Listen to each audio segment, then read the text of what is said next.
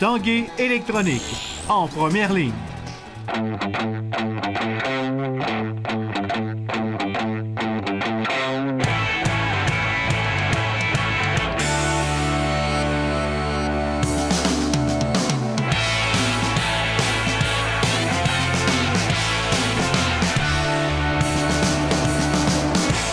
À tous, un bon début de semaine, bon lundi, bienvenue à l'Esprit sportif. Aujourd'hui, dans l'émission, on revient sur cette belle victoire du club de football Rouge et Or au cours de la fin de semaine, également de la présence ici dimanche de l'équipe féminine canadienne de hockey. Mais d'abord, parlons des Remparts de Québec. Spectaculaire victoire hier à Blainville-Boisbriand qui mettait un terme à une série de 3 défaites consécutives. Une victoire en prolongation, on en a parlé avec l'entraîneur-chef Philippe Boucher.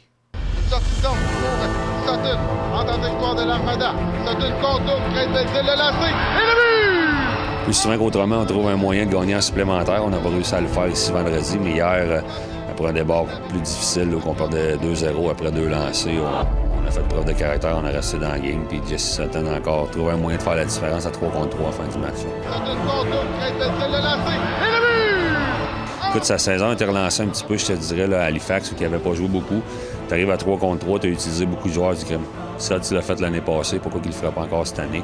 But vainqueur ce soir-là. Puis depuis ce temps-là, sa game a décollé. Il joue en avantage numérique, en désavantage numérique. À la ligne bleue, c'est Sam Dunn. De l'autre côté, le lancer et marque! C'est Luke Kerwan qui réduit l'écart de moitié. Mais Kerwan a fait la différence. C'est un nouveau avec nous. Là. C'est un joueur qui est plein de talent. C'est un gros bonhomme. Ça fait du bien à l'avant. La 6-3, pratiquement 230 livres. Bon coup de patin. Je pense qu'il va falloir lui donner du temps pour qu'il se mette en game shape, qu'on appelle. Là, mais il était capable de faire la différence hier là, sur cette ligne-là. Dans le lancer, le but! De lancer 2 buts, Derek, signe de fatigue peut-être, mais il n'y avait rien à se reprocher quand même sur les 2 buts. Mais t'as pas beaucoup de manières de changer de momentum dans le game. Tu changes le gardien de but ou tu appelles un time-out. On a changé de goaler, on n'a pas paniqué. Les gars ont continué à travailler, puis les choses ont tourné. Puis c'était là. Puis nos gardiens, là, Derek fait bien depuis le début de l'année, mais True et Chalifour surtout ont été très bons. Les gars nous donnent tout ce qu'ils ont, puis il y avait pas de raison de paniquer, sauf que tu veux pas avoir des longues séries de défaites. C'est certain, on a réussi à avoir une longue série de victoires, c'est le fun. On nous a surpris même un petit peu, mais on veut pas avoir des longues séries de défaites. C'est le fun d'avoir que les gars ils ont pu répondre là, comme ça dans l'adversité hier. Le but! Courageux! Hockey féminin hier ici au Centre Vidéotron, victoire de l'équipe américaine sur l'équipe canadienne. On aura pour vous les faits saillants et des échos de vestiaire. Mais d'abord, il y avait des centaines de Beaucerons présents dans les gradins lors de cette rencontre. Évidemment, pour voir à l'œuvre Marie-Philippe Poulin. Reportage Stéphane Turcot. Danny Nadeau et Robert Poulin étaient les parents les plus fiers à leur entrée au Centre Vidéotron. C'est très émotif. Puis même si c'est un match hors concours, on sait que c'est très important dès le départ. Puis pour Marie, pour aujourd'hui, là, ça va être très important pour elle aussi. On s'aperçoit que c'est rendu gros. Marie-Philippe Poulin, c'est plus gros qu'on pensait. Des dizaines de chandails de Marie-Philippe Poulin, des dizaines de Beaucerons avaient fait le voyage vers Québec, parents et amis. C'est quelque chose. C'est beaucoup de pression. Oui, beaucoup de pression, mais capable. C'est sûr que c'est le fun, là. C'est quelque chose à voir, à pas manquer. Ben oui, on aime ça, on en mange, on aime ça, oui.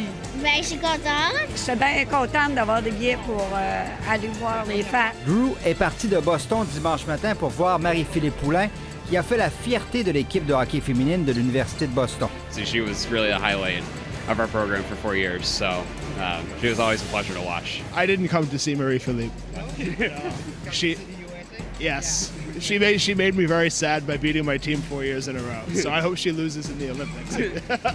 Si Marie-Philippe Poulin représente aujourd'hui un modèle pour le hockey féminin, il y a une pionnière du hockey féminin québécois qui assistait également à la rencontre. Elle a joué dans le hockey junior majeur québécois et même participé à un match dans la Ligue nationale, soit Manon Réaume. Quand j'ai commencé à jouer au hockey, j'étais la seule fille à Québec qui jouait au hockey, donc avec les garçons. On va regarder une partie aujourd'hui Canada-États-Unis. Il va y avoir au-dessus de 10 000 personnes dans les estrades, donc ça a évolué beaucoup depuis mon temps. Je voudrais faire comme Marie-Philippe Poulin. Et pour la jeune Lily Rose de Saint-Georges qui assistait au match avec ses parents, son après-midi au Centre Vidéotron représentait qu'une seule chose. Ben, ça représente du bonheur, je suis contente. Du bonheur de voir les vedettes du hockey féminin. Same way she used to play when she had to leave this game. Now, a play goal alone is Augusta. Oh, my goodness. Et sur la glace du centre Vidéotron, Marie-Philippe Poulin et ses coéquipières ont inscrit 2 buts. Mais ce ne fut pas suffisant face à l'équipe américaine qui l'a finalement emporté 5-2 dans cette rencontre préparatoire menant au tournoi olympique de février prochain à Pyeongchang. Une défaite difficile à avaler pour les joueuses de l'équipe nationale canadienne devant leurs partisans. C'est sûr, il y avait beaucoup de nervosité, beaucoup de fébrilité, mais je pense être très content de pouvoir voir ma famille dans les estrades. C'est sûr, c'est pas le résultat que je vais démontrer aujourd'hui, mais content d'avoir vu ma famille.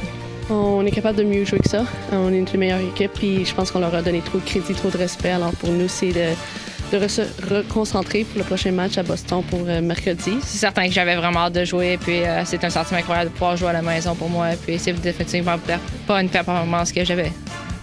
Beaucoup de choses que je voudrais changer, donc malheureusement, j'ai pas pu montrer qu'est-ce que je pourrais faire.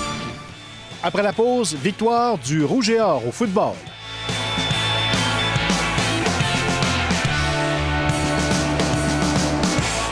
Au football universitaire, c'est devant plus de 18 000 spectateurs que le Rouge et Or l'a emporté 22-0 contre les Carabins de l'Université de Montréal. Reportage. De remise à côté, la passe de Gaudrichard est complétée, touché. Voilà confirmé pour le toucher. Deuxième essai, 3. Pression à 4 joueurs. Caron est rejoint, sac du quart. Formation à 5 receveurs, pression à 4. Samuel Caron, il va d'une longue passe. Et la passe est interceptée. Troisième, quatrième, voilà. Formation à 5 receveurs, encore une fois, pression à 4. Dimitri Morin, la passe interceptée. Du RSEQ, 22-0. Depuis le début de son histoire, la défensive du Rouge et Or a toujours eu très bonne réputation au Québec et partout au Canada. Mais dans cette victoire de 22-0 contre les Carabins de Montréal, l'exécution défensive du Rouge et Or a été pratiquement parfaite. Plusieurs passes rabattues, 5 sacs du corps et 6 interceptions, dont 4 par le demi-défensif Gabriel Ouellet. Ça, c'est vraiment une spéciale, quand même. Beaucoup de préparation. Cette game-là, c'est gagné durant la semaine. On a vraiment travaillé fort sur notre pass defense et ça a apporté fruit. Marc Fortier, encore un gros travail. Les joueurs ont adhéré au plan de match et ça a bien tourné pour nous. Donc, c'est une des très belles performances, en effet. Je ne me rappelle pas la dernière qui était aussi bonne que ça. C'était de loin notre pire match de l'année. Puis on a vu le résultat. On ne peut pas se permettre de jouer ce genre de football comme équipe. Puis on a vu le résultat. Aujourd'hui, je jouais très clairement. Je pense qu'ils ont pris des risques. J'étais en bonne position la majorité du temps, puis Carré avait beaucoup de pression. Puis il a pris des chances, il a essayé de lancer le ballon dans la zone profonde. Puis j'étais en bonne position, fait que j'ai joué le ballon, puis ça a bien fonctionné pour moi aujourd'hui. Avec cette victoire, le Rouge et Or prend non seulement une sérieuse option sur le premier rang de la Conférence Québec, mais prend une sérieuse option sur la présentation du match de la Coupe Downsmore au deuxième week-end de novembre, ici, à Québec. Si on a les meilleurs partisans au Canada, c'est encore une fois aujourd'hui 18 000 personnes. C'est exceptionnel pour un match universitaire. C'était le showcase du Canada. Maintenant, c'est fait, on a perdu. Donc, on va focusser sur le prochain match et puis s'ajuster. No matter où on va jouer, si c'est soit au Sepsum ou bien ici, on va s'ajuster puis se préparer pour le match quand ça va arriver. C'est le fun que ça nous améliore les chances pour qu'on joue ici. Mais rien d'assuré. Fait que c'est sûr qu'on va travailler super fort. Je pense que pour l'équipe, on aimerait tous mieux jouer ici. Fait que je pense que c'est vraiment un accomplissement qu'on a gagné aujourd'hui avec tant de succès. 18 383 spectateurs, la 4e meilleure foule de l'histoire du Rouge et Or de l'Université Laval. Et avec un moitié-moitié assez payant, 44 000 $. Stéphane Turcot, TVA Sport, à Québec. Good job! Ça, c'est une bonne équipe. Tu vas les revoir. C'est là le mec comme il faut. Et c'est du répartir comme il faut. Let's go, break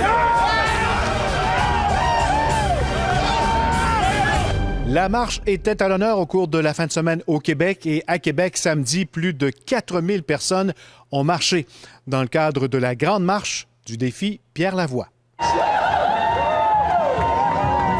c'est parti!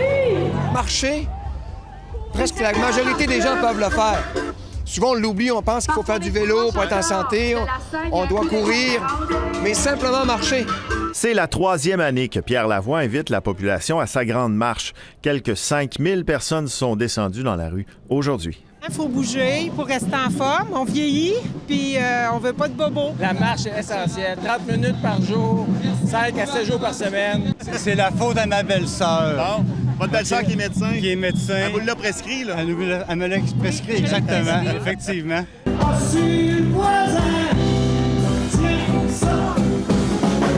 Claude Dubois devait réchauffer la foule avant le départ. Lui qui combat un cancer de la moelle osseuse cautionne ce que fait Pierre Lavoie. C'est quelqu'un que je trouve merveilleux et puis cette marche qui a lieu aujourd'hui, puis tout ce que bouge ce monsieur-là, de faire bouger le Québec, faire bouger les gens, c'est un bonheur de participer à ça, absolument.